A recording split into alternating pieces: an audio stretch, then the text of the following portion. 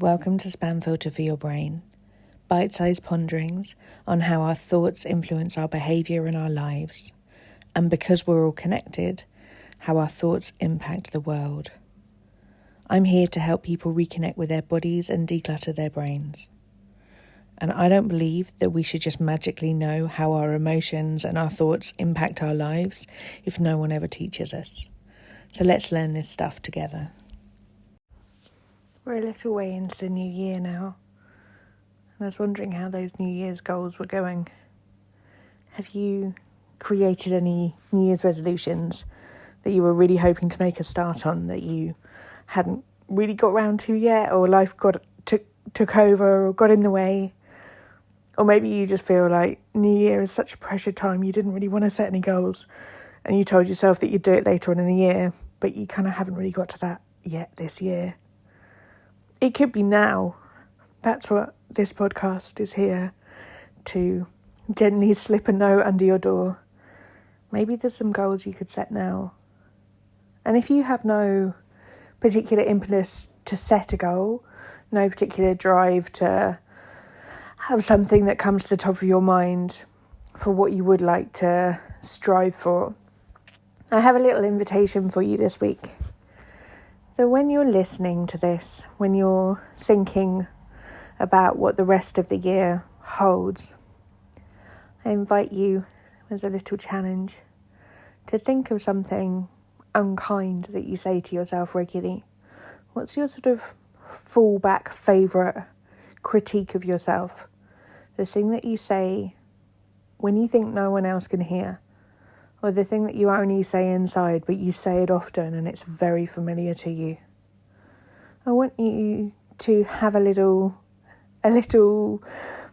gamble, a little play with the idea that maybe possibly you could decide that today is the last day you've ever said that to yourself.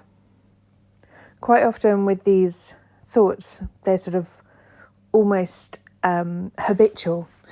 They just come up for us. We don't really pay attention to them.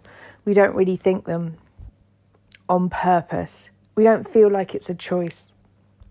But actually, everything we do is a choice. Even those things that we've learnt and feel like habits sometimes.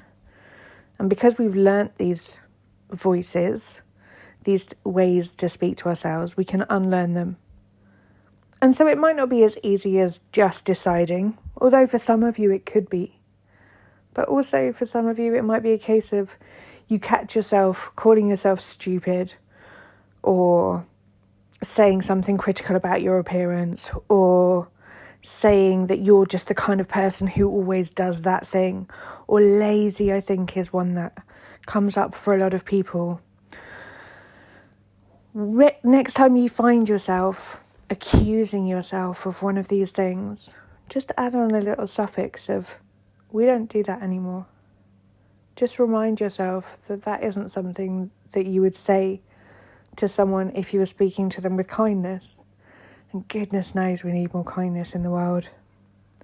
So maybe you could make a commitment to yourself that one of the ways that you're going to bring more kindness into this year is that you're going to find a phrase which you're really not enjoying the results of you saying to yourself, frequently or infrequently.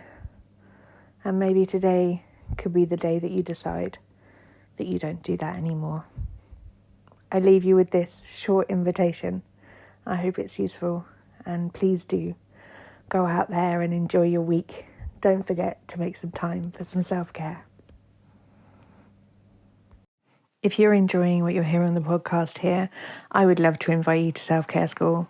Self-Care School is a membership site where we have group coaching calls every week. We have a whole load of courses that you can dip into for whatever suits your needs. We have courses on confidence, body image, timekeeping, how to manage big emotions, overwhelm, loads and loads of stuff in there. You can kind of pick out whatever you want to work on. There is a big library of workbooks, which includes journal prompts and questions for you to be able to apply this work to your own life.